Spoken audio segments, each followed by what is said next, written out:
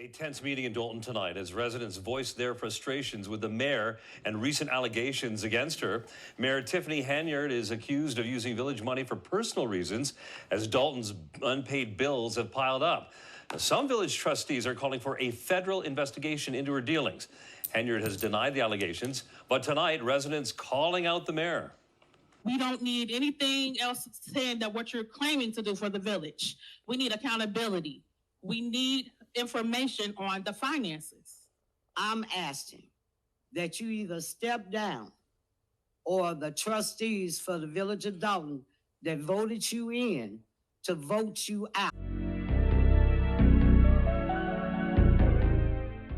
Welcome to Male Reality Lessons, where topics are reviewed and discussed as iron sharpens iron.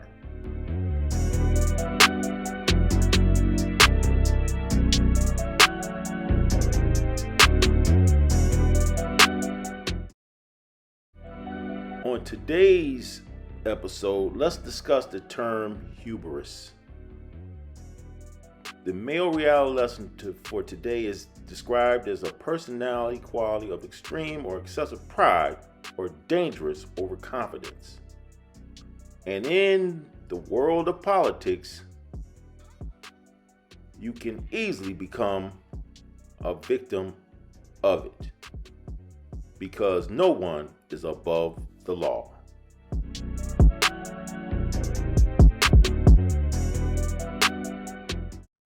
A Fox 5 exclusive. The former chief of staff for Fulton County Commissioner is speaking out for the first time about his almost $1 million settlement against Fulton County. Calvin Brock says Fulton County Commissioner Natalie Hall fired him after he ended a sexual relationship with her.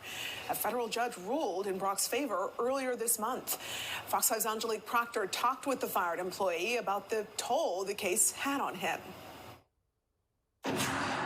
Calvin Brock says finally having this sexual discrimination case behind him feels really good. He says finding the courage to actually file it in the first place was one of the most difficult things he's ever done. I have a regret from the first time that I was propositioned. Fired Chief of Staff Calvin Brock says he agreed to a sexual relationship with Fulton County Commissioner Natalie Hall that he knew was wrong because he wanted to keep his six-figure salary. The lows got very low. I had to take out of my 401k to finish rebuilding my house. And then just the emotional standpoint, I did go to a psychiatrist, could not find a job. I honestly felt like I was blackballed in the city. Once Brock ended the romance, Hall fired him. That's when the 52-year-old filed an equal employment opportunity complaint that led to a jaw-dropping trial that reveals sexual encounters in Hall's office and their homes. Brock and his attorneys said having the traditional roles reversed was going to be tough, but they believe they would prevail because of the overwhelming evidence, including tracking devices Hall placed in Brock's car. You can't make this shit up, people. The evidence was damning, it was salacious, and it was non-flattering. We felt that the county certainly did not want this to go forward and let the public see what was going on. Attorney Mitchell says he tried to settle with the county several times before the trial. In the end, a federal judge awarded Brock back pay with interest, compensatory damages, and attorney's fees. He says he finally feels whole.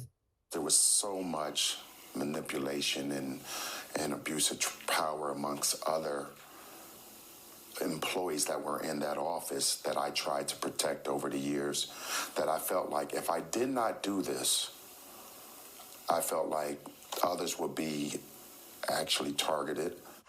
Mr. Brock says he no longer wants to work in county government and has completely changed career path. Marilyn Mosby guilty on count 2 in this case, guilty of 1 count of mortgage fraud for lying about the source of $5,000 that she was allegedly gifted at closing. That is what she was found guilty of today. She was standing trial here on 2 counts of mortgage fraud related to two purchases of Florida vacation properties, a home in Kissimmee in 2020. The jury found her not guilty of that charge, the charge connected to that home sale. She was, however, found guilty of mortgage fraud related to her purchase of a condominium on the Florida Gulf Coast in February 2021.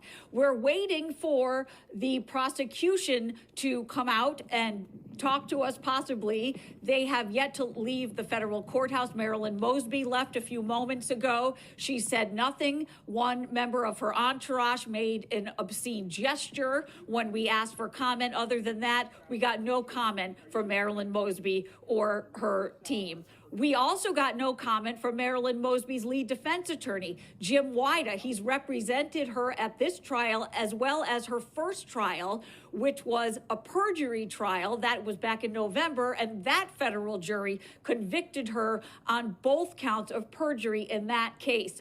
We do not know any details yet about when sentencing will happen in this case. We know sentencing in the perjury case was set to take place at the conclusion of this case, but Jim Wida, no comment from him or Marilyn Mosby's other 2 federal public defenders on their way out of court today. Again, no comment from Marilyn Mosby herself. If you're enjoying the video, please take a moment to like, share, and subscribe to Mayo Reality Lessons.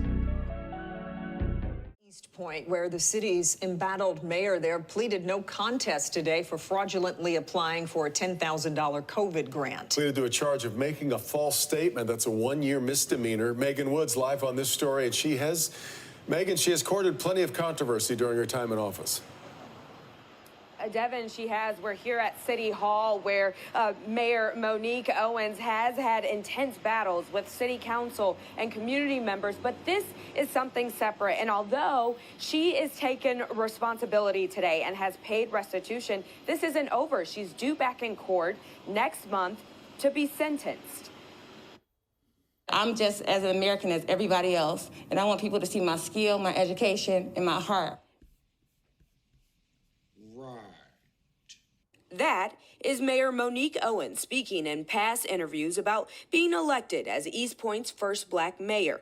It was in November 2020 when Macomb County Prosecutor's Office says she applied for a grant under the CARES Act Small Business Fund and received $10,000 from Macomb County. The problem is, she falsely stated her business was 51% veteran-owned and had between 100 and 249 employees. Why the fuck you lying?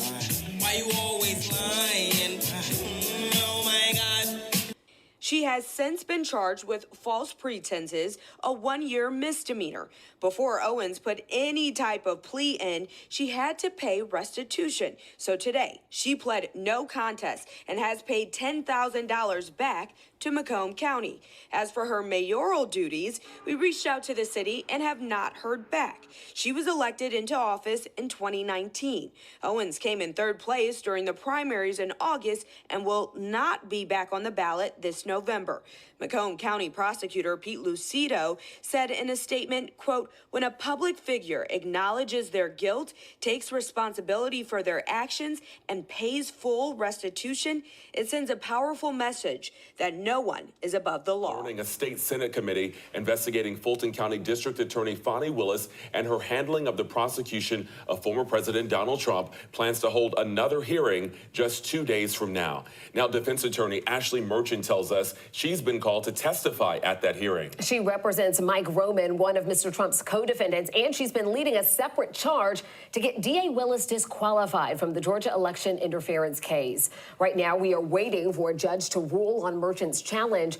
On Friday, the judge said he would decide within the next 2 weeks whether or not to disqualify Willis over accusations that she financially benefited from a romantic relationship with a special prosecutor she hired to lead the case.